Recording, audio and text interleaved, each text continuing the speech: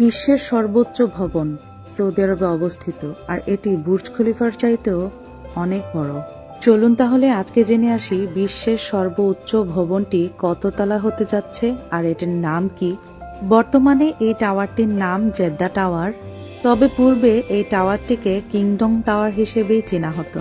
আর এই টাওয়ারটি সৌদি আরবের জেদ্দা শহরে নির্মাণাধীন, যা সম্পন্ন হলে বিশ্বের সর্বোচ্চ ভবন বুর্জ খলিফাকেও ছাড়িয়ে যাবে। তাহলে চলুন জেনে নেই এই ভবনটি কত তলা হতে যাচ্ছে আর এই ভবন আর বুর্জ খলিফার মধ্যে ডিফারেন্স কতটুকু থাকবে। এই ভবনটির উচ্চতা 1000 মিটার, 3280 ফুট, যা বুর্জ খলিফা থেকে 173 মিটার বেশি। ভবনটির নির্মাণ কাজ শুরু হয় 2013 সালের 1 এপ্রিল।